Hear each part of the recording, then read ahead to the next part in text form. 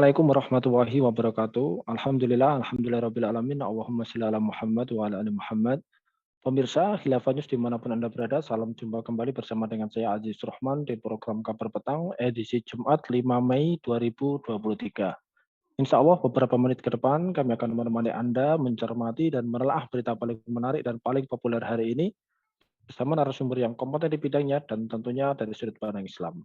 Baiklah pemirsa, inilah Kabar Petang selengkapnya.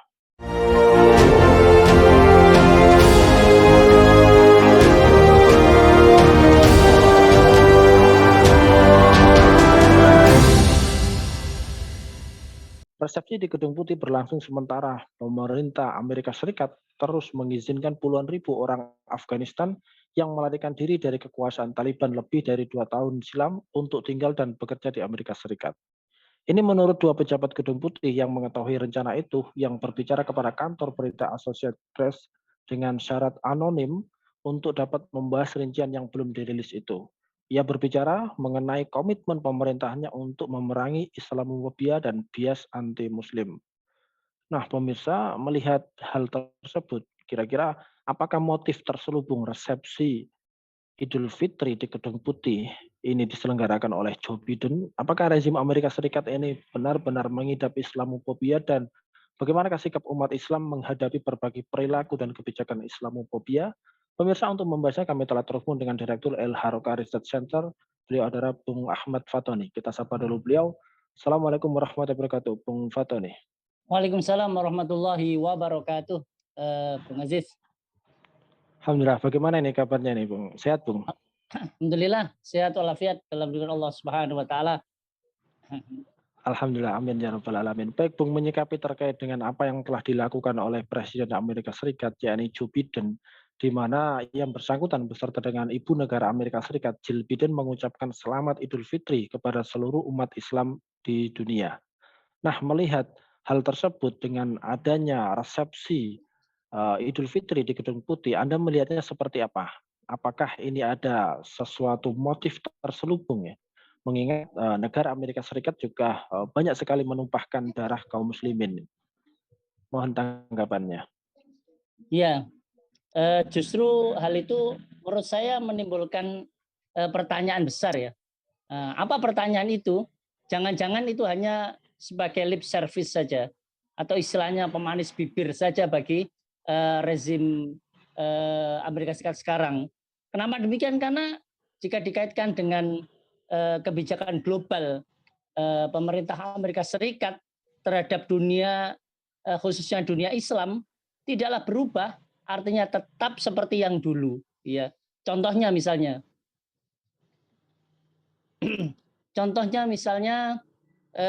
AS tetap diam terhadap kekejaman Zionis Israel terhadap Muslim Palestina.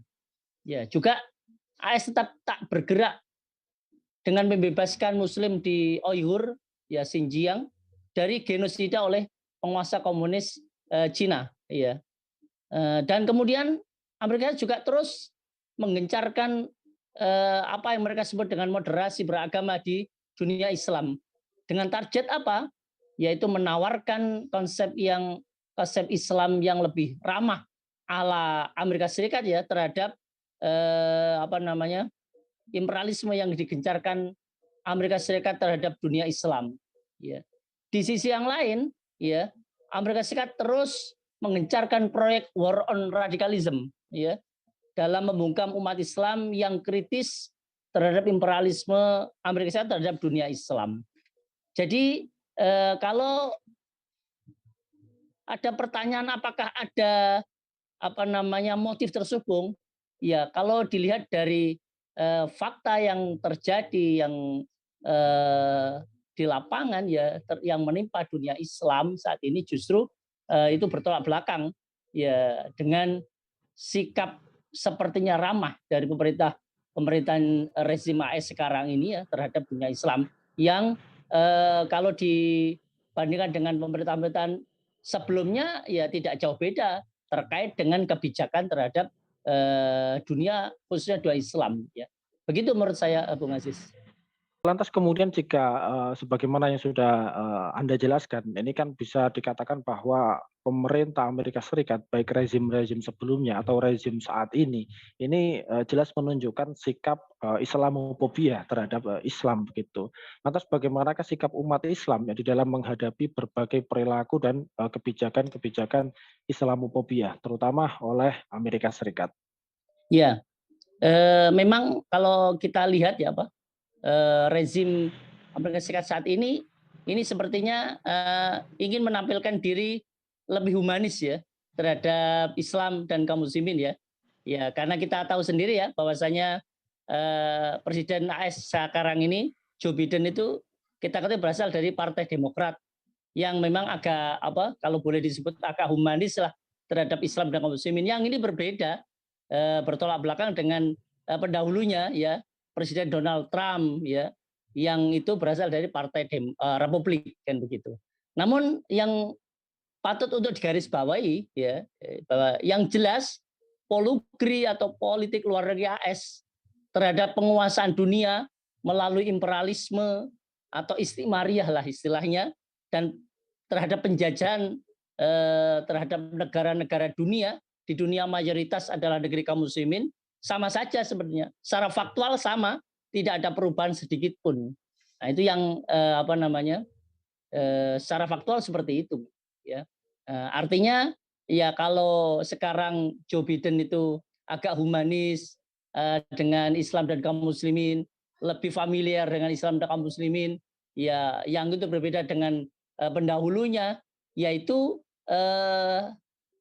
justru kita pertanyakan sikap yang real terhadap dunia Islam itu tidak berubah, kan tidak berubah ya.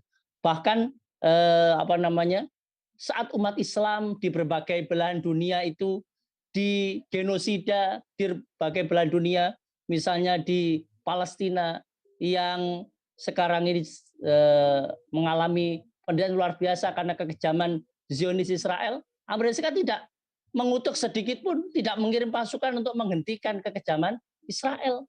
Demikian juga di belahan dunia yang lain, di Myanmar, ya umat Islam kemudian digenosida oleh penguasa Myanmar yang mayoritas beragama Buddha di sana. Itu juga tidak ada apa namanya kutukan, bahkan pengiriman pasukan ya untuk menghentikan kekejaman pemerintahan Myanmar terhadap umat Islam di sana. Ya kan? Ini membuktikan bahwasanya ya itu hanya lip service saja, tidak apa namanya, tidak berubah ya apa namanya politik luar negerinya, ya imperialismenya terhadap dunia, khususnya dunia Islam.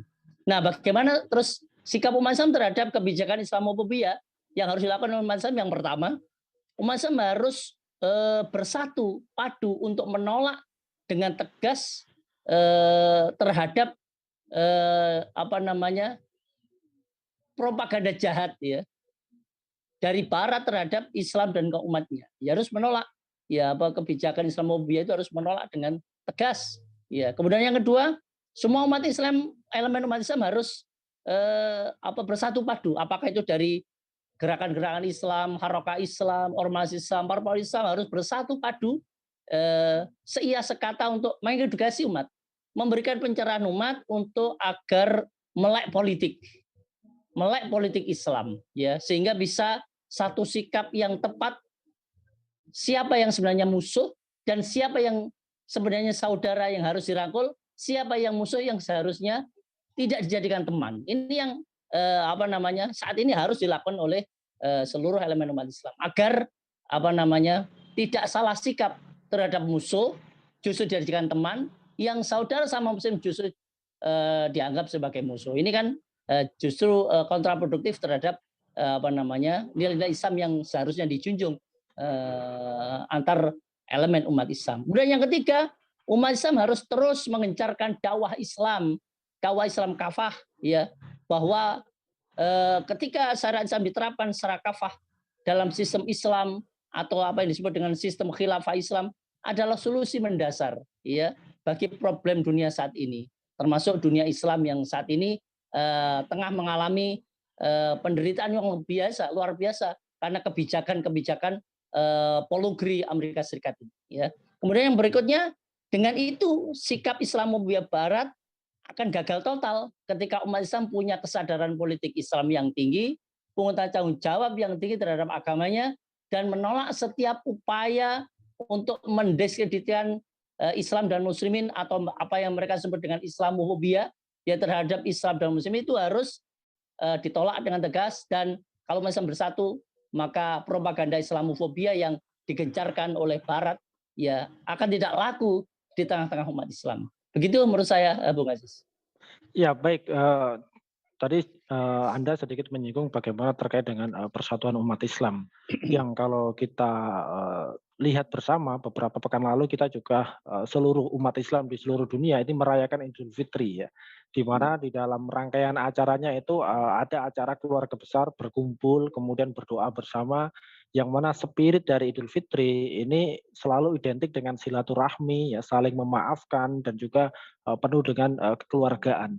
Nah, pertanyaannya adalah bagaimana caranya agar menjaga ya dan merekatkan ukhuwah Islamiyah ya, terutama pasca Idul Fitri untuk di tahun-tahun selanjutnya, di hari-hari selanjutnya, di bulan-bulan selanjutnya, agar kaum muslimin ini ukhuwah Islamiyahnya ini bisa terjaga baik secara individual ataupun secara global. Ya, ya. Yang pertama secara individual, ya, umat Islam harus meningkatkan wawasan keberislamannya, meningkatkan pemahaman keislamannya, ya, terutama wawasan politik Islam yang saat ini memang agak kurang diperhatikan oleh sebagian umat Islam. Maka ini harus ditingkatkan ya wawasan politik Islam terhadap umat Islam ini, ya. Yang kedua, secara individu, ya umat Islam harus menjauhkan sikap ananiah, ya, sikap keakuan, sikap asobiah terhadap kelompoknya, ya. Jadi hanya menganggap kelompoknya yang benar, ya, dan kemudian kelompok Islamnya itu dianggap tidak benar, bahkan dianggap sebagai rival, bahkan dianggap menjadi musuh dan sebagainya. Ini harus dijauhkan di tengah-tengah umat Islam, dari benak umat Islam. Kemudian secara individual juga harus terus secara pribadi bagi muslim meningkatkan sikap husnudzon ya terhadap sesama elemen umat Islam ya, sehingga barisan umat Islam itu akan kuat, tidak mudah dirobohkan dan tidak mudah diadu domba dan dipecah belah oleh pihak-pihak lain, terutama dari negara-negara imperialis penjajah yang memang menginginkan umat Islam itu tidak bersatu. Karena persatuan umat Islam sedunia itulah yang ditakuti oleh Barat, karena akan bisa menggagalkan rencana-rencana imperialisme Barat terhadap dunia, khususnya dunia Islam. Itu yang secara individual. Nah, secara global harus diwujudkan ya. Umat Islam seluruh dunia, ya, apakah itu dari harokah Islam, ormas Islam, parpol Islam, maupun elemen umat Islam manapun, ya, harus menyamakan visi perjuangan. Yaitu visinya harus menyamakan visi perjuangan lisina fil hadil Islamiyah biokomadil khilafah alamin haji nubuwah, yaitu dengan melangsungkan kehidupan Islam kembali di tengah-tengah umat Islam yang sekarang ini tercerabut dari tengah-tengah umat Islam. Ya, dengan apa? Dengan biokomadil khilafah, dengan menegakkan khilafah ya alamin haji nubuwah yang mengikuti metode kenabian. Karena dengan payung umat Islam sedunia dalam naungan khilafah Islamiyah itulah yang akan menjadi benteng ya, penjaga bagi Islam dan umatnya ya dari rongrongan, serangan, fitnahan dari negara-negara imperialis penjajah itu. Sehingga segala bahaya yang datang dari luar Islam itu bisa dihentikan ya, bahkan dihilangkan sama sekali. Itulah tanggung jawab kita baik secara individual umat Islam maupun secara global yang harus diwujudkan oleh seluruh elemen umat Islam. Begitu, Bung Aziz. Ya, baik, terakhir Bung Fatoni, selain wajib di dalam memelihara ukhuwah Islamiyah, umat Islam juga wajib bersatu atas dasar akidah Islam dan haram untuk terpecah belah. Nah, melihat dan mencermati hal tersebut, menurut Anda ini, bagaimana cara agar kita bisa mempersatukan umat Islam dan di dalam bentuk persatuan yang nyata ya, baik secara individual maupun secara berjamaah? Ya, baik, cara mempersatukan umat Islam ya, yang bisa dilakukan adalah yang pertama, di antara elemen umat Islam harus mengedepankan persamaan yang hal-hal yang usul, hal-hal yang pokok ya, di tengah-tengah umat Islam itu. Apapun kelompok, apapun nama kelompoknya, apapun harokahnya, apapun ormasnya, apapun parpolnya, ketika mereka adalah asyhadu alla ilaha illallah wa asyhadu anna Muhammadar Rasulullah, bersahadat tiada Tuhan selain Allah dan meyakini bahwa Nabi Muhammad adalah utusan Allah, itu adalah saudara kita. Apapun latar belakang, apa harokahnya, ormasnya, ya, benderanya, parpolnya, ya, itu yang harus dikedepankan. Hal yang pokok itu harus dikedepankan. Meski kita tidak menutup mata ada perbedaan-perbedaan furuk di antara elemen-elemen Islam, tapi harus kita sikapi dengan rasa tasamuh, ya, toleran terhadap umat Islam yang lain yang memang itu perbedaan-perbedaan yang sifatnya furu'iyah itu harus menghormati, ya. Ya, tidak boleh kemudian justru yang furu' itu justru menjadi hal memecah belah di antara umat Islam, ya. Dan secara berjamaah terus harus dikembangkan silaturahim di antara pimpinan-pimpinan elemen umat Islam, iya. Terus menerus dan bersinergi, ya, terhadap berbagai isu, berbagai kesempatan, ya. Dengan tujuan apa? Ya tentu tujuannya adalah liizil Islam wal muslimin, untuk memuliakan Islam dan kaum muslimin, dan terus-menerus di antara pimpinan ormas Islam, parpol Islam, gerakan-gerakan Islam itu harus dikembangkan sikap tasamuh tadi, toleransi, ya, terhadap sesama umat Islam. Jangan sampai kemudian kita saja bisa bertoleransi kepada orang di luar Islam. Mengapa kemudian sesama elemen Islam tidak bisa bertoleransi terhadap hal-hal yang sifatnya furu'iyah, terhadap sifat yang cabang yang itu memang dibolehkan perbedaan, ya. Dan kalau memang ada hal-hal yang perlu adanya komunikasi, harus ada tabayun, ya, saling berkomunikasi baik terhadap hal-hal yang berpeluang, ya, menimbulkan gesekan di jamaah atau di bawah ini. Maka harus terus dilakukan komunikasi baik di antara elemen umat Islam, di samping jika menyamakan visi dan visi perjuangan, sementara terkait amaliyah dipersilahkan kepada elemen masing-masing, ya, tentu dengan semangat apa? Semangat ukhuwah Islamiyah dengan tujuan satu adalah liizil Islam muslimin. Karena sebenarnya musuh-musuh umat Islam itu adalah imperialisme barat yang sekarang sedang dipimpin oleh Amerika Serikat. Ya, bukan sesama umat Islam. Justru sekarang ini kondisinya ketika umat Islam tidak punya payung sedunia ini, sehingga sekarang itu justru umat Islam menjadi bulan-bulanan, gampang dipecah belah antara elemen umat Islam satu dengan elemen umat Islam yang lain, negeri Islam yang satu dengan negeri Islam lain.